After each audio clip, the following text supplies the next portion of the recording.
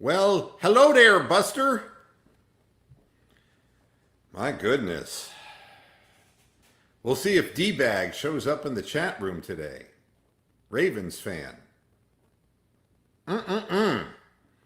Cleveland Browns made the Ravens sing, "Oh, I'm tied to the whipping post." Oh, yeah. Oh, yes. Exposed. This team can't play from behind. Status on Jarvis appears to be that he is entering concussion protocol, which is a disaster for next week. But let's enjoy what we have now. It's like eating a Chicago-style pizza and having that one perfect slice and savoring it. Yeah. Mark Jones is stunned. Well, don't feel bad, Greg. So was I. Wait a minute. Yo, Adrian. I did it. Okay. Yep. Boy, everybody's going to be happy. Everyone's going to sleep really good tonight because they're going to drink now and be so exhausted that they're going to sleep beautifully and go to work tomorrow. Well, I mean, here's some things that I want to talk about in lieu of this. First of all, right, Ron, that's about as big a statement as you can make going into Baltimore and doing that to the Ravens. Same old Ravens. I had to, I'm sorry. Gloating? Not usually. Today? Oh, yes. Oh, yes.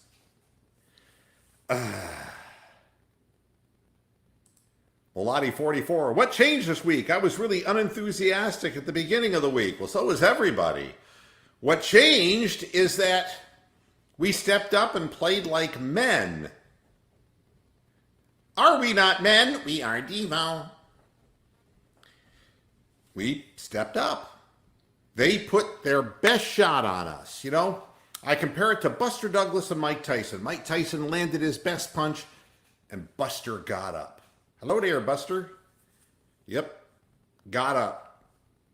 And then Tyson had nothing left.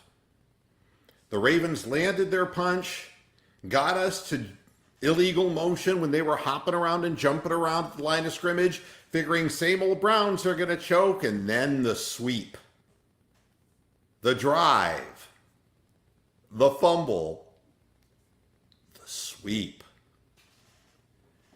88 yards later, there was nothing but smoke coming out of the feet of Nick Chubb, who, and by the way, somebody explained to Greg Gumbel that Chubbs was the one-handed golfer in Happy Gilmore. Chubb is our running back, okay? There's a difference between Chubbs and Chubb. And his friend, just for you, Greg Gumbel.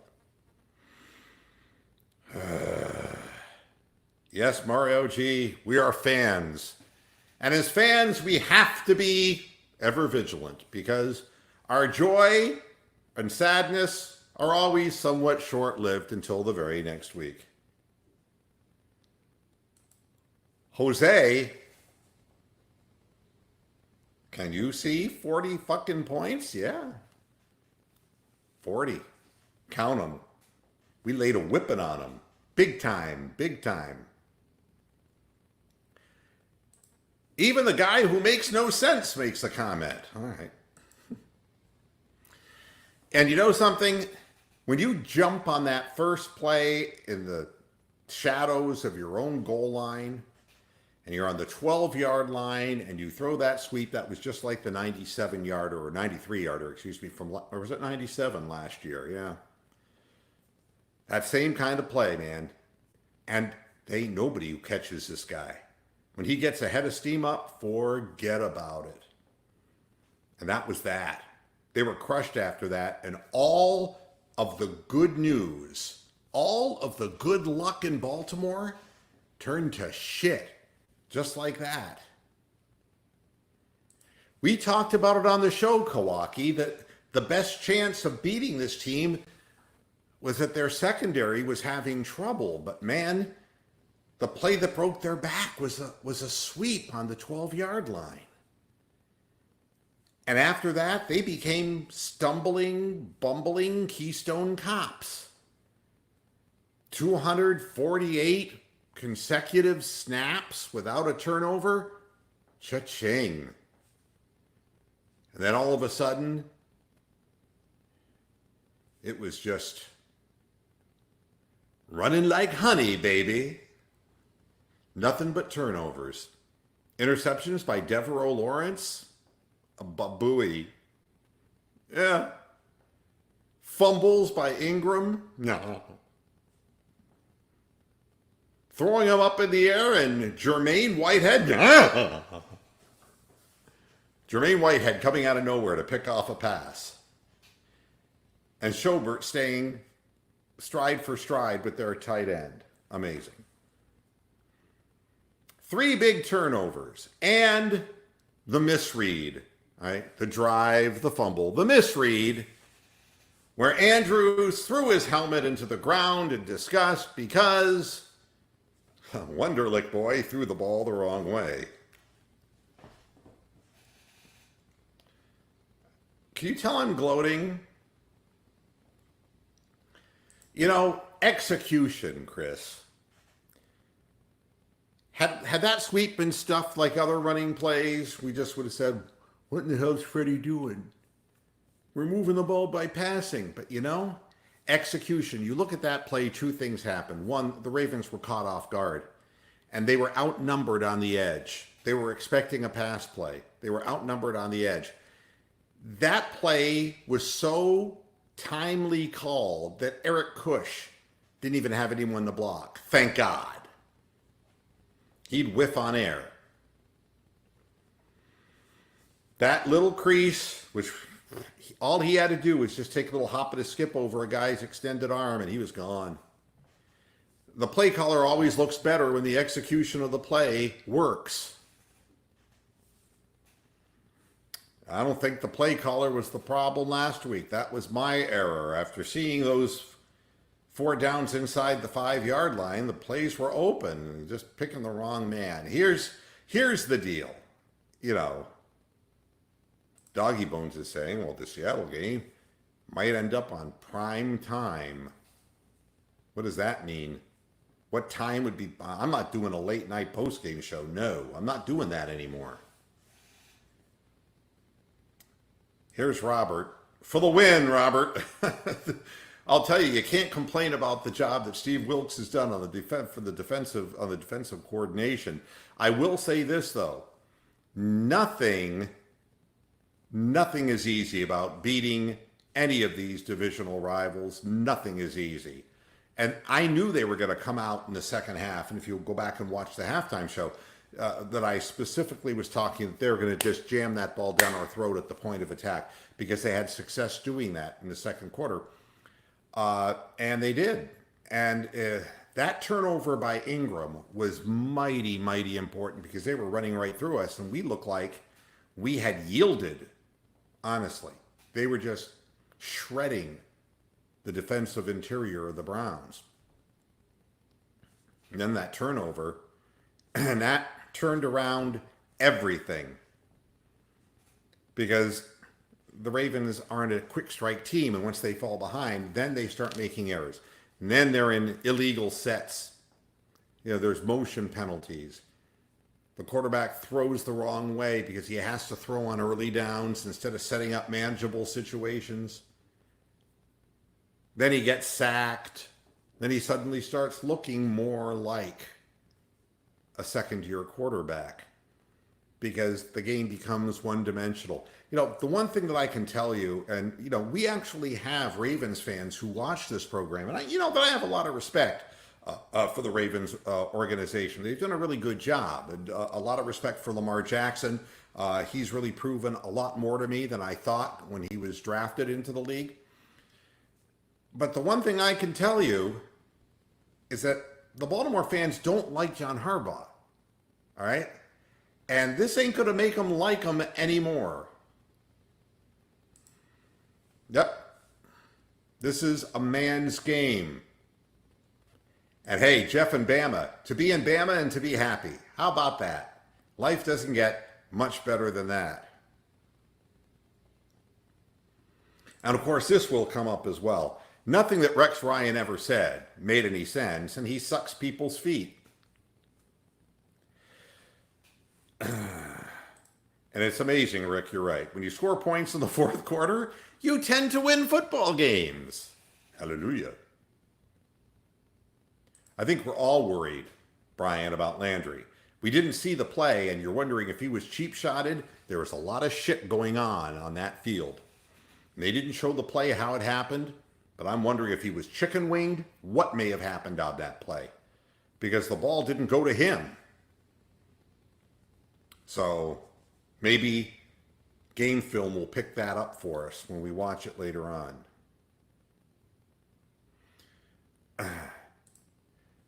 You know, that's the thing with Chubb. You don't catch him. We saw that last year. We see it again this year. He's a lot faster than anybody thinks. In fact, I'm going to go one step further, and I'm going to say that Chubb is the new Eric Dickerson. Big play capability every time he touches that ball, and he has that sprinter's speed with the size to go along with it. What is he, 6'3", 220 pounds, something like that? It's like Eric Dickerson was, man. Give him a seam down to run through. Psh, gone. Hey, Derek Frisbee, my man. All right, let's give him his props. Derek called this one. So did Roxanne. Yeah. It's the only thing she said the entire hour of the program. Needless to say, she said the Browns would win 20-7. So wait, I got an itch on my nose. They forget what exactly they called the score as. But then again, I can call myself out, Derek. I was saying, oh my God, this is not good. We have to make adjustments in the second half, and we can't score in the second half. And they can come out and score 18, 20. Well, they did score 18 points in the second half, but what did we score? 30 points in the second half? That's the pace that they beat the Dolphins by. Oh, yeah. Oh, here's Mr. Myopic. Yeah, you were 100% confident. You called it. Everybody called it now, right? Hey, he's making sense today. I don't know. This guy usually doesn't make any sense at all. Overall, the defense played in a contained fashion. Better to give up the runs than to give up the big plays with Lamar Jackson. So they didn't give up the big passing play, which is tremendous. And we got turnovers. Three turnovers are hard to overcome, especially when they're all in the second half of a football game in the midst of giving up 30 points. And I want to say something else that goes without saying. Dontrell Hilliard ran the last touchdown in. They quit. Yes, the Ravens quit. That fierce defensive line got pushed right into the end zone in the last 3 plays of the game. They quit. I want to say that again. They quit. They quit. They quit. That's what we get accused of. That's what the Ravens thought we were going to do. They were sick of reading about Brown's hype.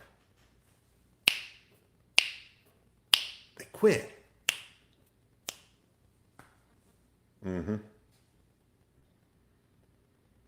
And yes, it wouldn't be a game. Aunt Mama pancakes and syrup, Myles Garrett and offsides. It's the way it works. Here's a question. Did we win because of Freddie's halftime adjustments or in spite of his adjustments? I think it was because of chiropractic adjustments. I have no idea. If you run the plays and you don't get penalized, you do well. When you execute the plays, when the quarterback makes the right read, and something else I want to say. And you can see that the viewership dropped. The 8 Ravens fans decided they were not going to be happy with this program. They quit. Okay, I'll stop. I did say that I have respect for their organization.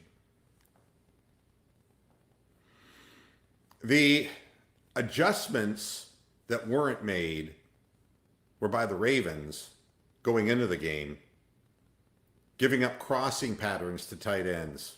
Ricky Seals-Jones.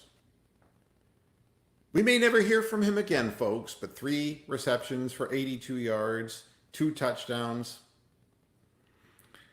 leaving him wide open down the middle of the field. This is something the Ravens defense has done repeatedly this year. We were not the first team to exploit tight ends down the middle of the field against this team.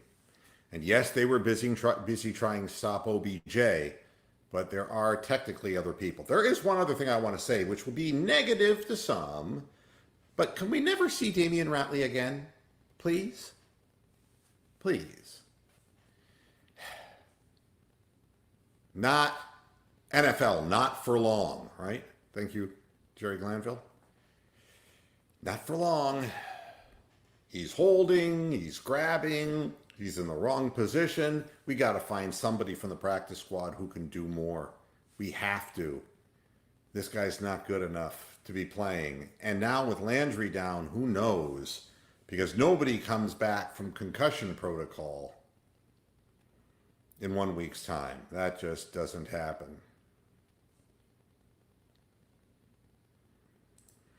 Another guy making a call here, Kawaki. Well, I think Lamar was Lamar today. I think he put the ball on a couple of receivers' hands who dropped them. Marquise Brown dropped 1 or 2, and so did Andrews. But I think that it's in the scheme of where the offense is, and it's a lot to do with John Harbaugh, that they're not going to come back from 2 touchdowns down at the end of a football game because they just don't have that big play capability. So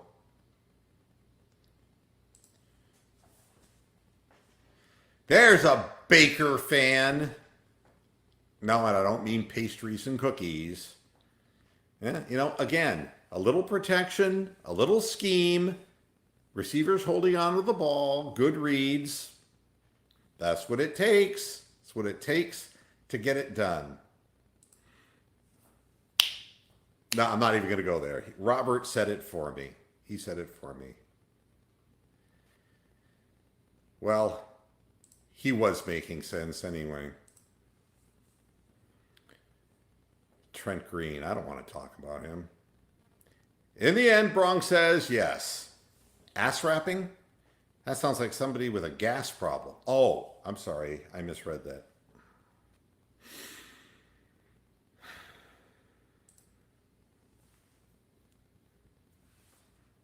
I don't know what they went for 2 and then laughing, then Chubb, right? You know how it goes. They thought they had it and they made us jump on that first play. They could see us melting down and peeing our pants. And it wouldn't have been the first time they've seen it. And then all of a sudden they got hit behind the head with a 2x4.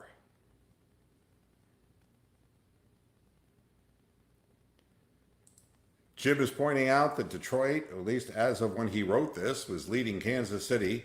Houston lost. Buffalo moving on New England. Yeah, you never know what's going to happen in the NFL and who got paid to make it happen.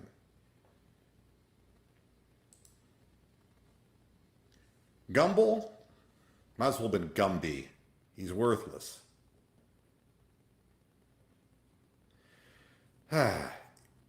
So, Greg is saying this Buffalo-New England game is very interesting. Yeah, New England got off to that 13-0 lead. And then all of a sudden, What I was really interested in is how Jay Gruden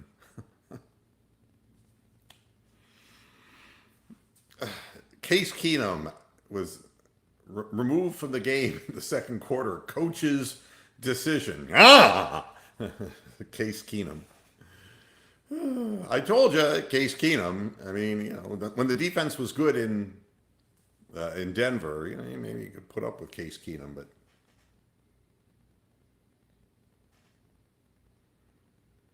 when the defense was good in Houston, you put up with Case Keenum. Not now. Not the Redskins. Hey, Rob. I'm digging the new kicker too. He's starting to look like money. He even did a little shoulder wiggle. Like Phil Dawson. Did you notice that? It's like, that's so much better than the previous guy who was like, wave your hand in the air like you just don't care. Jesus Christ, like a fucking drunk. Yeah, we got a real kicker now. The ball goes straight. What a concept. That 43-yarder that gave us separation at 33-18 was a big money kick. Right through, man. Never doubted that ball going through. Seibert looks good.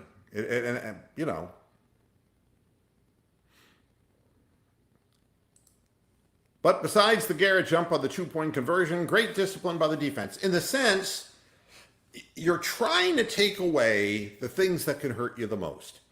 Andrews being one, Lamar Jackson being public enemy number one. And if you got to give up something, give up the running game because it runs the clock. And if your offense is clicking, you can score points and let the clock run. Now they suddenly got to match touchdown for touchdown, and it takes them forever to get down the field. So that's a good observation, Jake. Very good observation. I knew this would come up. Were we a better team without Denzel Ward? Well, there are lots of movies that are better without Denzel Washington. No.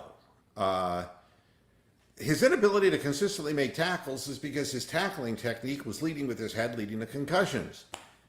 And he's having difficulty learning how to tackle in a different way. But no. I mean, you need a lot of defensive backs to make it through a season. You're going to find out just how many, because look at how many wide receivers we're going to need. Yeah, I know. I'm still trying to get over that myself.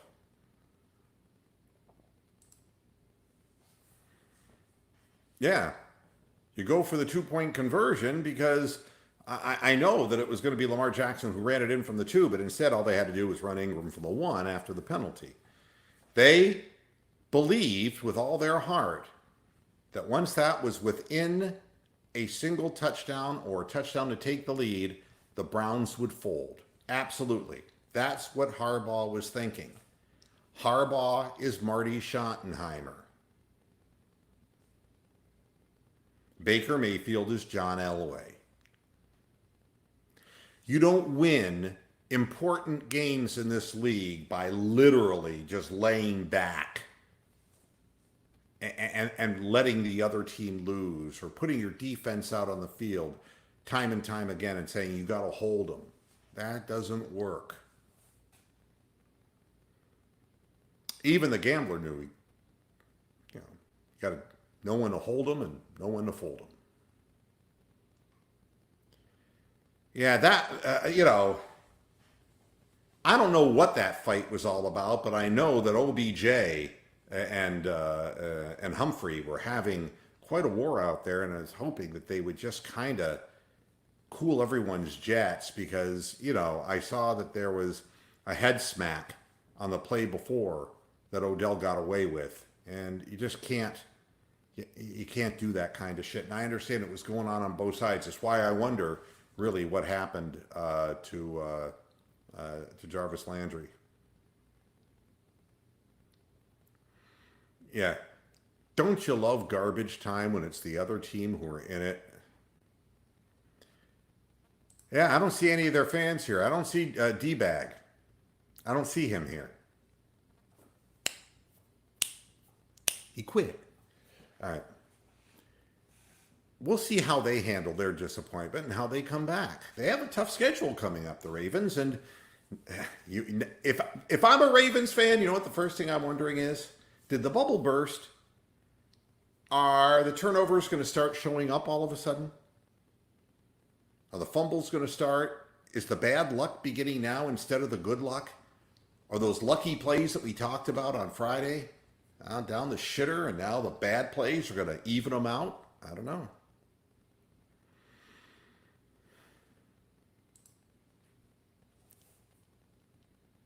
That's my shit-eating grin. Cherubic cow.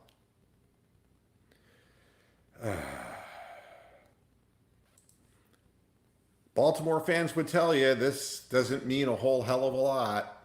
Harbaugh, not held in high esteem. Hell, that shit I did at the drive-in in high school. All right, thank you.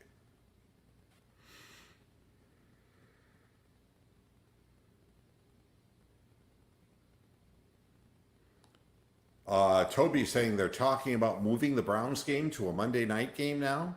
You see, now the Browns went from shit to they are who we thought they were, you know. So is Carrie Bradshaw. I have to make comments based on comments. What was she a suspect for? I think she raped Aiden. I'm not sure. Why do you think they called him Mr. Big? She helped that along too, I think. Yep. At no time did they really stop us. Their strength, their defensive line wore down, and their secondary let them down again.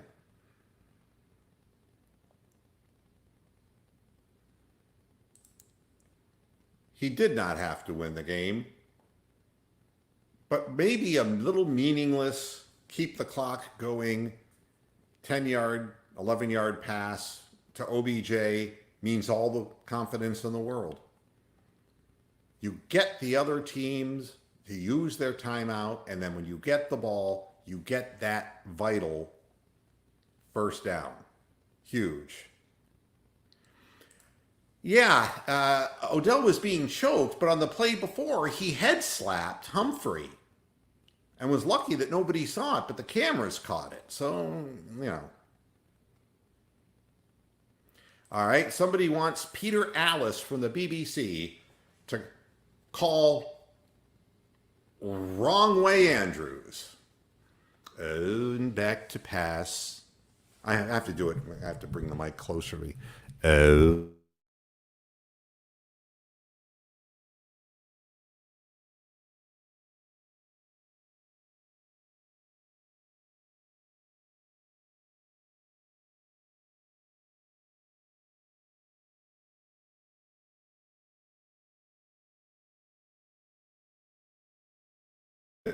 There we go. Sorry about that.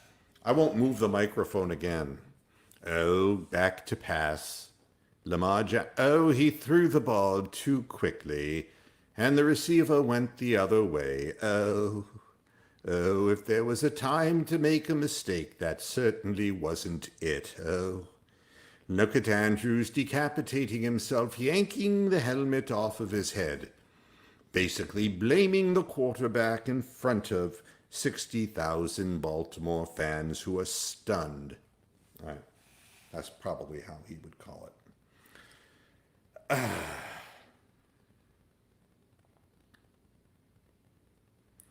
I'm just looking at more comments because I want you guys to be the main star of the show today.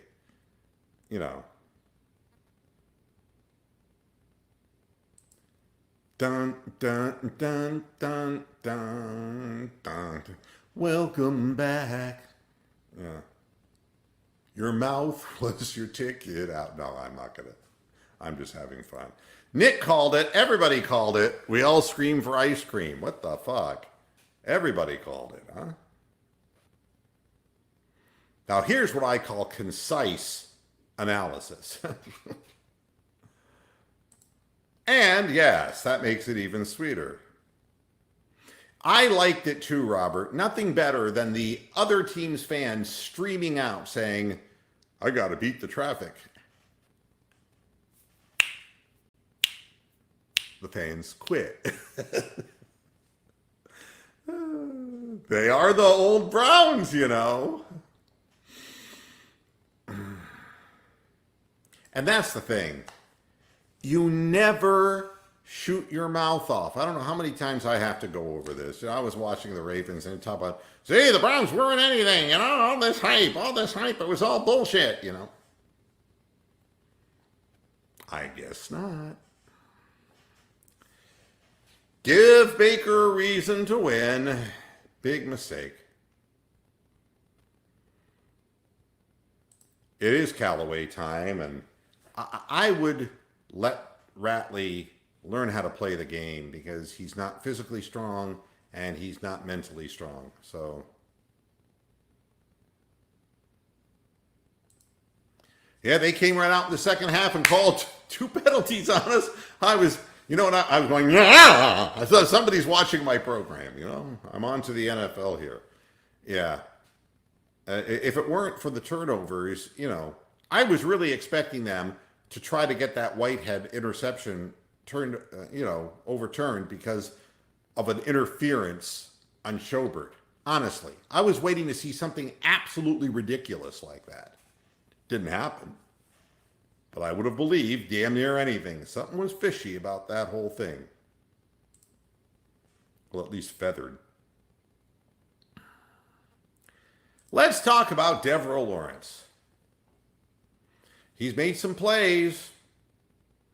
You know, we got a couple of sacks. This guy, Lamar Jackson, is hard to sack, folks. And I want to say that, we got, 2 or 3 sacks on him? Pretty damn good. If he is physically ready, Wable, yeah, because he was suspended for 4 games, and next week is game 5. So he is ready to come off. But, the real question is Rashard Higgins and that knee that we can't get a report on what he did to his knee. That is troubling to me. That he's missed this much time with an injury that they first said was an ankle, then they said was a knee. So we could be getting Callaway and Higgins back and losing Landry, day. D-Bag. All right, well, he just got back for the game. Congrats. There's a good fan. There's a good fan. My goodness. Because I think D-Bag was around here when I congratulated them when they kicked our ass last year. And when they put that last week game against us, you see it for what it is. And D-Bag, where it is the way it is when you're a fan. Sometimes things go against you, and sometimes fate, the mistakes that we're missing are suddenly appeared for your team. And the question is, does Harbaugh have the ability to get all this genie back in the bottle again? No, I don't want to hear Jalen Strong. He couldn't beat one-on-one coverage anyway, so no. And obviously, I just talked about that. I'm going to go toward the end of this chat because I'm so far behind on comments. My goodness.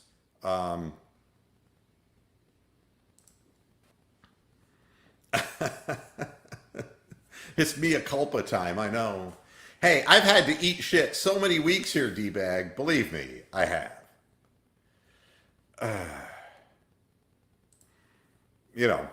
What you will feel good about is with Denzel coming back and, with our defensive secondary coming back, the guys who are out there obviously can play cohesively.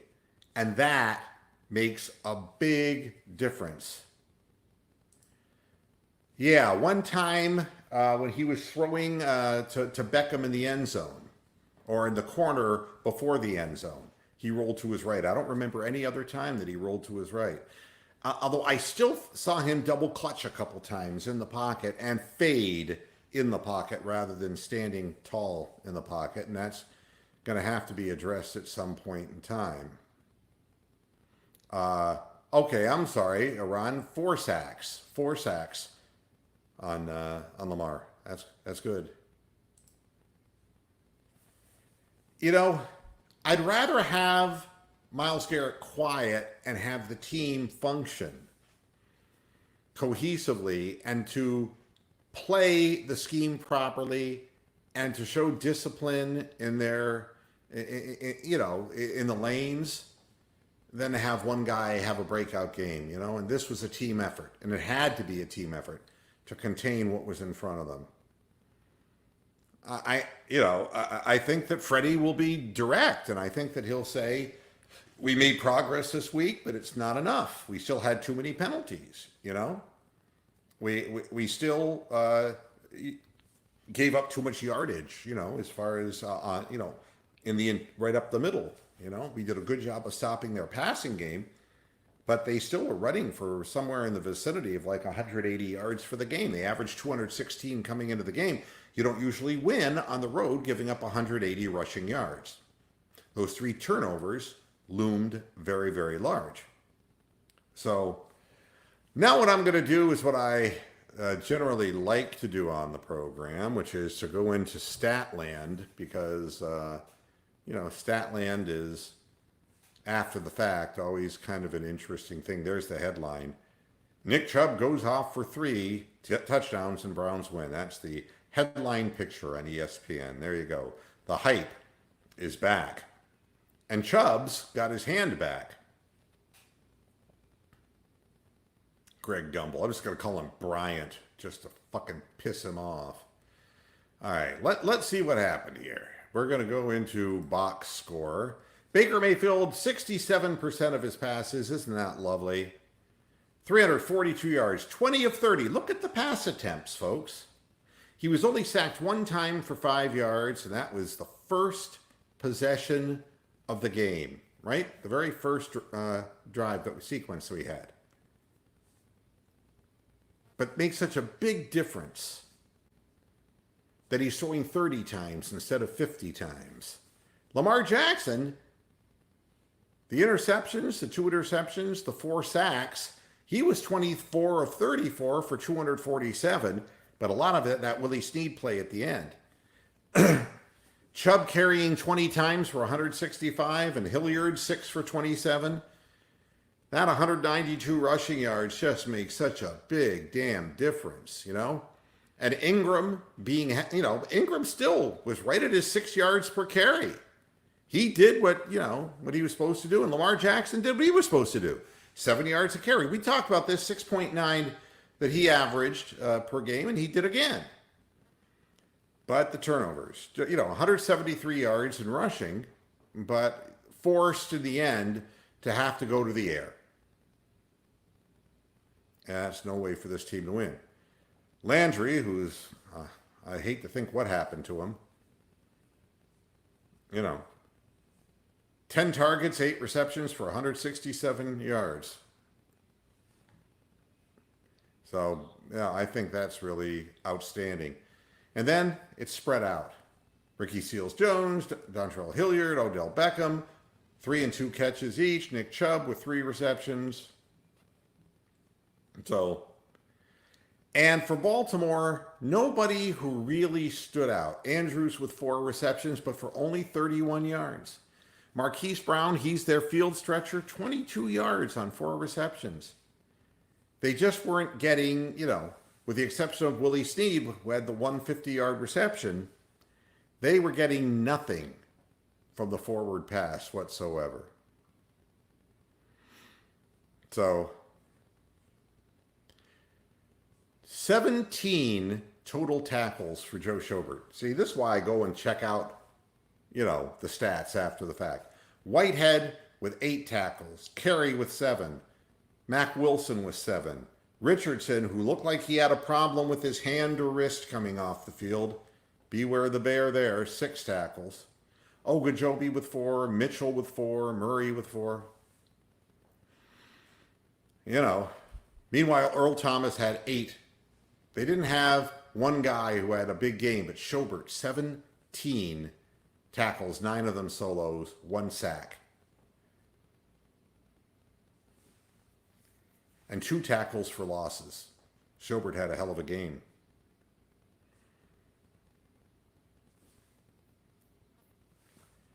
I don't want Taylor to return kickoffs anymore. He runs into the crowd and stops running. Nothing in punt returns for the Browns because, well, that didn't happen very much. And only one return for the Colts. I had to. I'm sorry. You know, 3 punts for 127 yards. That's about a 42-yard average for Gillen along a 46. He did not have his greatest of days. He didn't have to because the offense moved. So that's what that looked like. From a statistical perspective, I didn't notice Schobert having that great a game, but you know, the fact of the matter is, he did. D-Bag says we play in Pittsburgh next week. Who to cheer for? Who to cheer for? Who to cheer for? 0-3, the Steelers.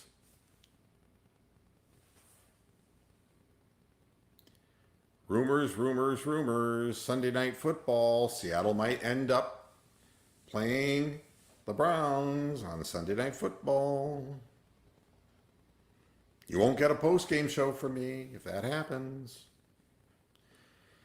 So, let's go over this one last time before I get the hell out of here. A, execution.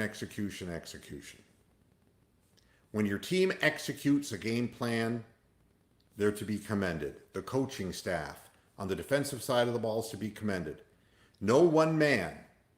Everything got siphoned to the middle linebacker, and our guy had 17 tackles. He did his job, including a deep defense against a tight end going down the field that resulted in an intercept with the help by the safety. It isn't all about Myles Garrett and one guy and his Adonis-like body. It's about how many times did you see Lamar Jackson get around the edge? And the answer is not nearly as many as you've seen in past weeks.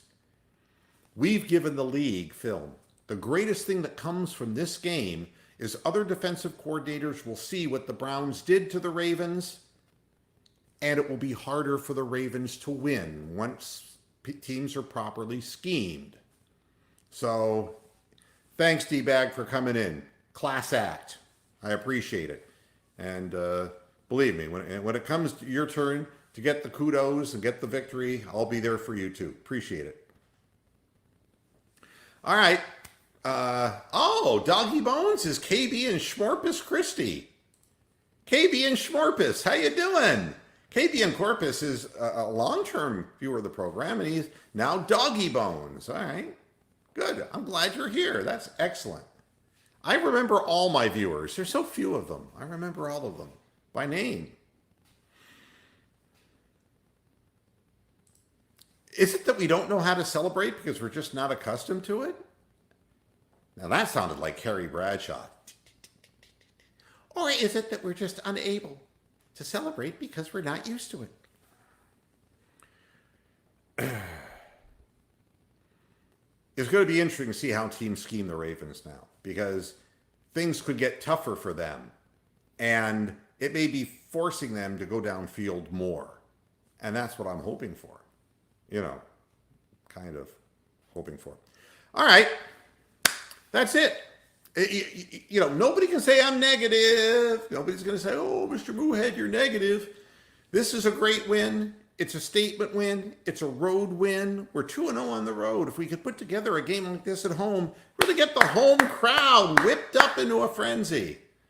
We'll see what happens. We'll be back again tomorrow on Moohead Radio every Monday and every Friday at 6 p.m. Eastern Standard Time. And Monday, we'll be looking at this from a little bit more of an analytical perspective. And, everybody have a really good Sunday evening and enjoy yourself, because we've all earned it. And thank you, the Baltimore Ravens, for I'm out. Hasta la vista, Pastor Heads. Good night.